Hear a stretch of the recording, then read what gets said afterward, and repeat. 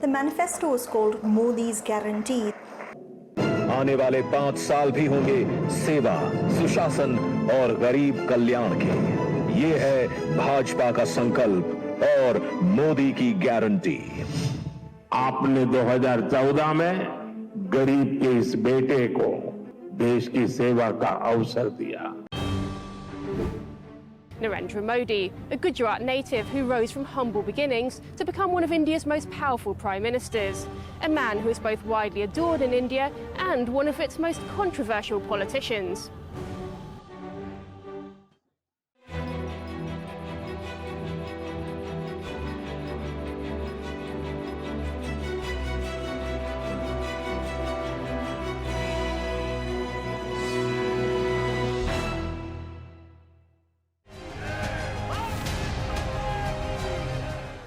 Crowds waiting to catch a glimpse of the man who's hoping to script history.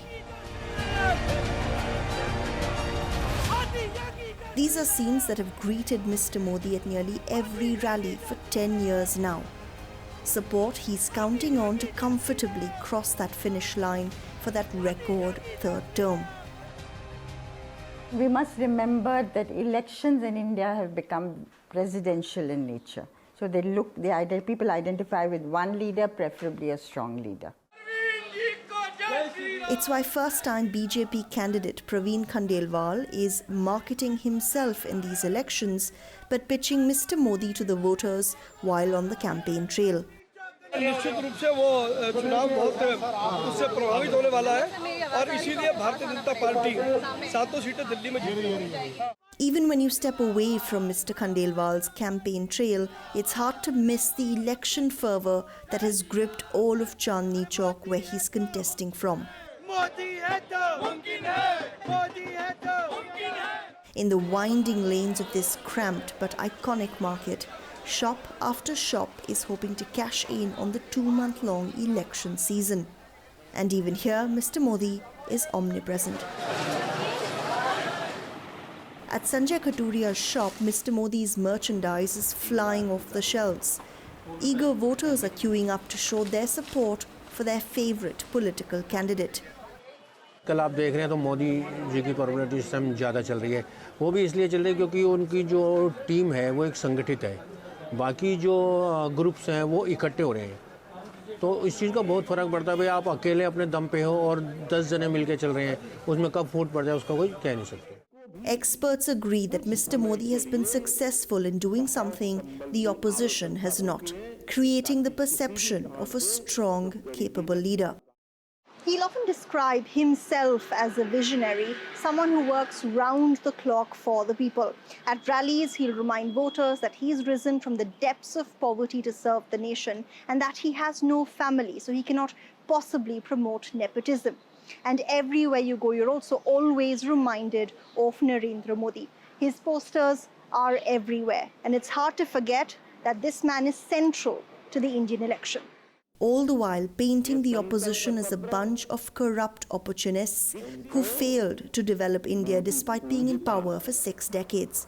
कि मोदी आराम करने के लिए पैदा नहीं हुआ है,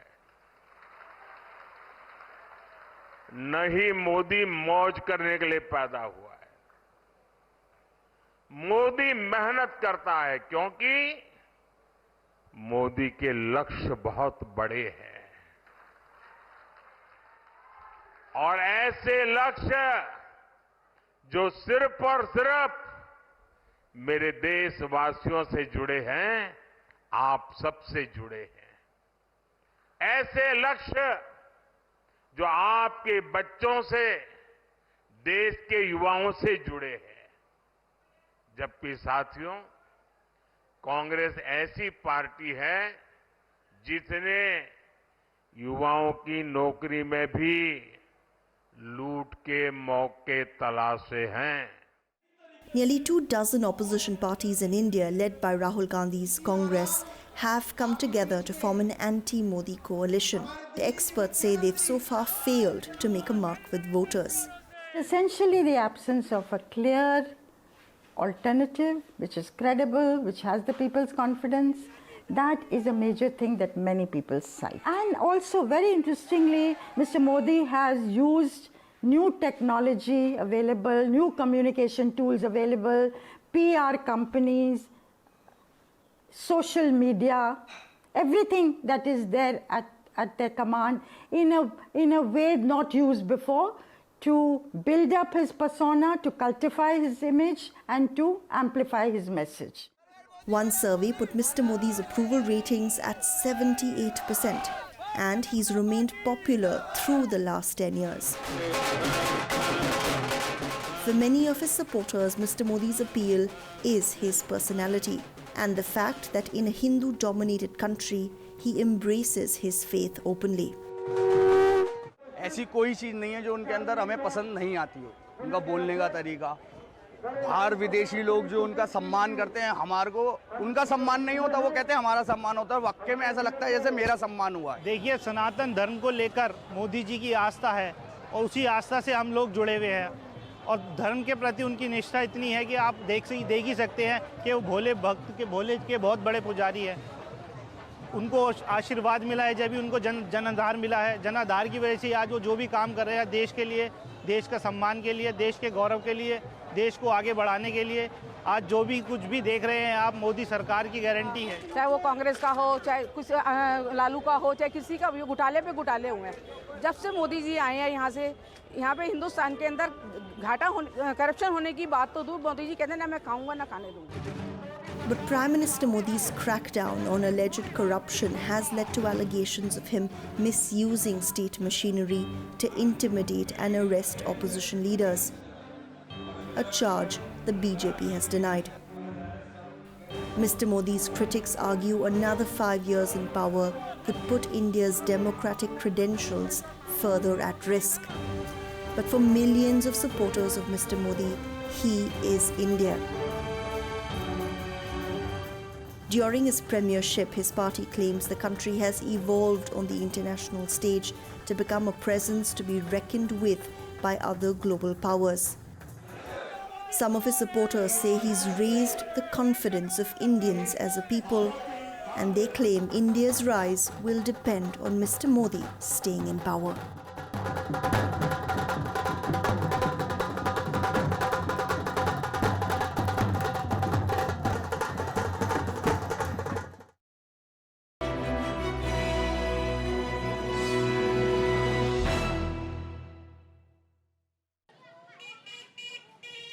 "73 years ago, a boy was born here in the Indian state of Gujarat in a town called Vadnagar.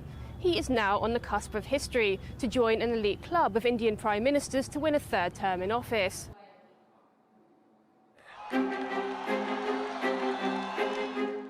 "10 years ago, Narendra Modi stormed to power in a landslide victory.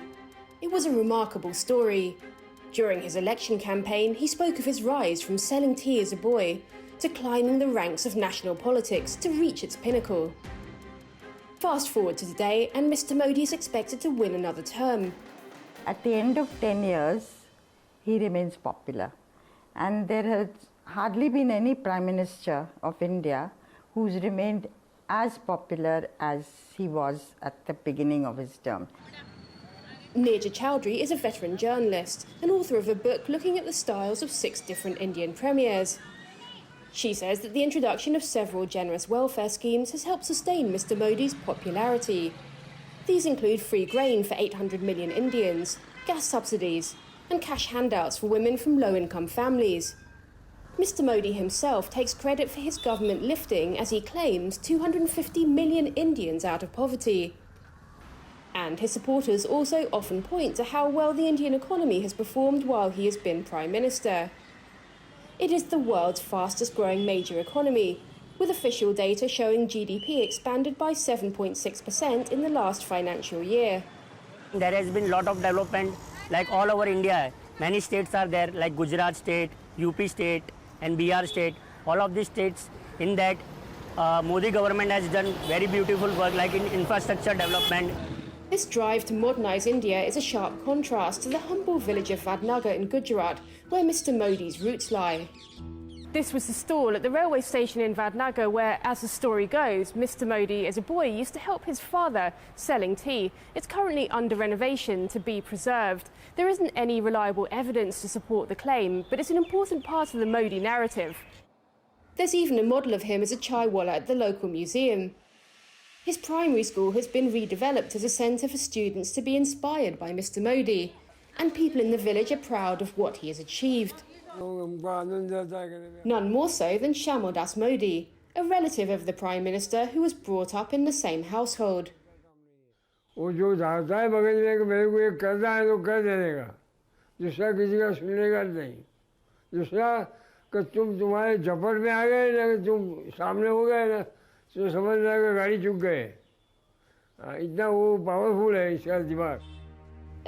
are divided over Modi's decade in power. But it's the same determination he had as a boy that has helped make him a formidable force in Indian politics and could help him secure another term in power. To manage a feat achieved only by the country's first Prime Minister, Jawaharlal Nehru, and the dominant Indira Gandhi. But not all Indians feel they have enjoyed the returns from this growth. बेरोजगारी बहुत बड़ा मुद्दा है इस country का, इस देश का, और दूसरी बात कि महंगाई बहुत बढ़ चुकी है इस कंट्री के अंदर. बस इनके पास एक ही मुद्दा है, हिंदू मुस्लिम. जो चीज़ को देखने का है वो चीज़ को पे फोकस नहीं करते ये लोग. While average incomes have risen, IMF data shows that inflation has hovered around 5% during the 10 years Mr. Modi's been in office, dipping only below the 4% level twice. As the leader of the nationalist Bharatiya Janata Party, in a country where Hindus form the majority of the population, Mr. Modi has also pushed hard on the party's religious agenda. He's what is called the king of Hindu hearts. So somewhere that has had an appeal. And his polarized society along Hindu-Muslim lines, majority-minority line, the BJP has played on all the fault lines. In 2019, the Modi government also passed a citizenship law which excludes Muslim migrants. The UN's Human Rights Office called it fundamentally discriminatory, which the government rejects. Polarization is an ongoing theme for Narendra Modi, going back to when he was Chief Minister of the Indian state of Gujarat in the 2000s. Many credited him with transforming the economy there, but he's also been a controversial figure, accused by some of turning a blind eye to deadly riots in his home state in 2002 that claimed hundreds of lives. For years, Narendra Modi's name was indelibly linked to one of the ugliest episodes in India's history, the 2002 Gujarat riots. It made an international outcast of him the world over. But 2 decades on, and Modi's global image has been reformed, and in India there are official attempts to stop teaching that part of the country's history. I visit the site of the riots and speak to those who lived through them.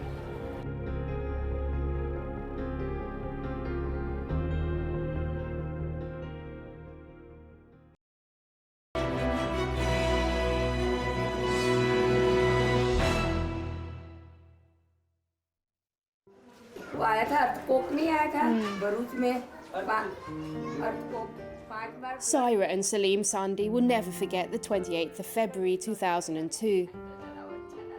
That day, a Hindu mob, which they say numbered in their thousands, descended on their neighbourhood, an ordinarily peaceful Muslim sector in the city of Ahmedabad. The couple's son, Hussein, was killed in the rampage. He was 24 years old then, and an aspiring lawyer. तो हमारी पूरी जिंदगी life ही change, जैसे हमारा नया जन्म हुआ ऐसा हुआ, और जिसमें हमने हमारे बेटे की कमी तो कभी पूरी हो नहीं सकती. The violence that erupted in 2002 and continued for more than 2 months, even though it happened over 20 years ago, is still ingrained in many people's minds in Gujarat.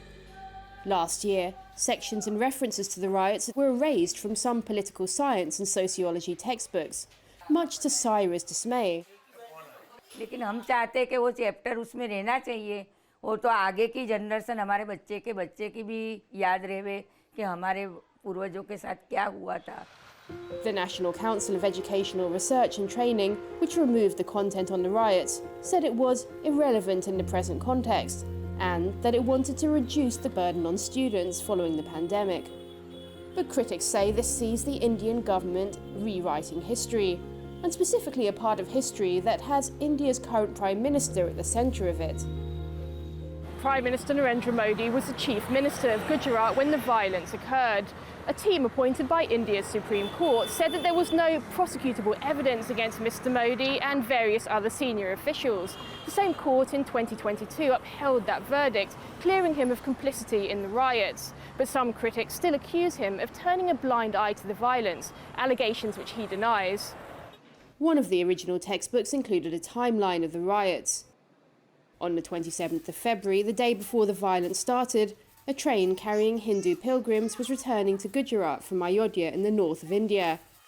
That's where Hindus planned to build a temple at the site of a mosque that had been torn down by a mob 10 years earlier.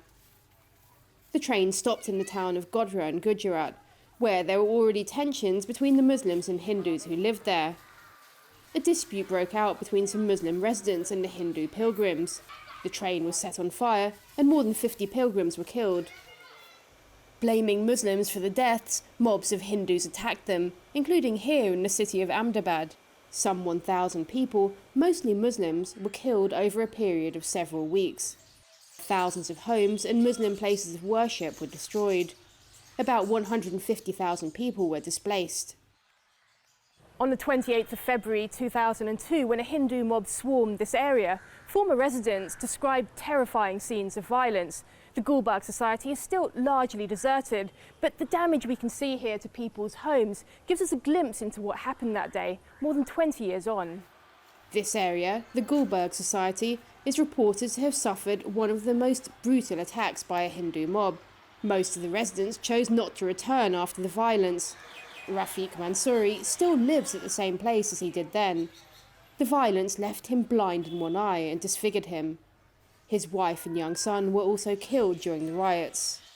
हमारी यादें आज भी जिंदा है क्योंकि हमारे परिवार हमारे दिलों के अंदर ही रहते हैं बराबर अब उसमें क्या है कि यहाँ पे हम ये जगह छोड़ना ही नहीं चाहते क्योंकि हमको यहाँ पे कोई तकलीफ नहीं है हमको यहाँ पे कोई तकलीफ नहीं है हमारे को तो जीना भी यही है और मरना भी यही है क्योंकि हमारा पूरा परिवार यहाँ पे पूरा शहीद हो गया है तो हम ये जगह को छोड़ना ही नहीं चाहते हम लोग Rafiq has since remarried and has 3 children, and he has told them about the events of 2002. He says that it's important that the younger generations know what happened, so history doesn't repeat itself.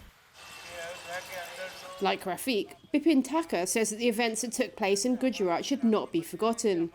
He says he lost his brother-in-law and his father-in-law in Godhra on the train that caught fire while carrying the Hindu pilgrims back from Ayodhya. ये जो topic central government ने निकाल दिए वो actual में रखनी चाहिए थी ताकि लोगों को पता चले कि रायोटिंग में किसी एक तरफ से नुकसान नहीं हुआ है हमारा बहुत नुकसान हुआ है जिसको हम बयान नहीं कर सकते कई लोगों के घरों से घर के चिराग भी बुझ गए हैं Bipin Thakur is also a representative of the Vishwa Hindu Parishad, or the VHP. This right-wing Hindu nationalist organisation was accused of organising the 2002 riots, something it denies. Charges have been levelled against hundreds of Hindus and Muslims for events related to the riots. The US and the UK both sanctioned Mr. Modi in the immediate aftermath, since he was Gujarat's chief minister, the highest elected office in the state. But Mr. Modi has since been feted at no less than the White House itself. Domestically, he also went on to win the 2014 and 2019 elections with landslide victories, and he is widely expected to secure a rare third term in the upcoming polls. I think 2002 is a very, probably as far as it is, its electoral consequence or electoral significance is considered, I think it is settled now, and the idea is to move beyond it. And clearly, electorally speaking, Indian voters have moved beyond it. And I say that with a lot of responsibility that the 2002 is not featuring much in the mind of Indian voters.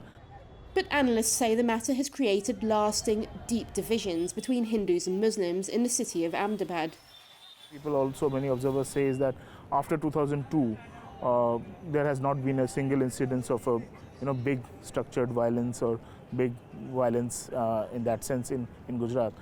But what is actually overlooked is the small kind of small flaring up incidents or the deep wounds that still exist within different communities, and that kind of those deep wounds and those schisms often lead into some kind of structural violence. It might not be physical violence. He says that what could help to heal these wounds is some kind of legal closure to the matter. There is my house. That is what Imtiaz Pathan is seeking. Several members of his family were killed in the deadly riots, and he has been fighting the case in the courts for more than 2 decades to try to make sure that those who were involved are punished. But so far, he says there are still many who have escaped justice. High court में भी हमारा case pending है. Supreme court में जितने भी जो case थे, जैसे कि जो सरकार के खिलाफ थे, सरकार के विरुद्ध केस थे, तो वो सारे केस को सुप्रीम कोर्ट ने बंद कर दिया और अभी सिर्फ फिलहाल हमारा केस ही चालू है. और काफ़ी हम लोग ने यही चाहते हैं कि जो भी सरकार है, चाहे सेंट्रल में कि स्टेट गवर्नमेंट में, कि जिस तरह से कोर्ट है हमको न्याय दे. Imtiaz's family says that the events of 2002 have dominated their lives. मैं अफेक्टेड हूँ काफ़ी. मुझे लगता है जो हुआ वो गलत हुआ और फिलहाल मैं भी I was sit alone and I was thinking कि नहीं बुरा है बहुत ये सब चीज़. और फिर सब घर बदलना, फिर स्कूल्स बदलना, हर वक्त स्कूल चेंज, घर चेंज, हर चीज़ होना, फिर फाइनेंशियल इश्यूज आना. पापा हमारे पे ध्यान नहीं दे पाते थे बिल्कुल भी, क्योंकि उनको दिल्ली जाना पड़ता था केस ये सब में. उन्होंने हमारे पे इतना ध्यान नहीं दिया जितना मम्मी ने ध्यान दिया.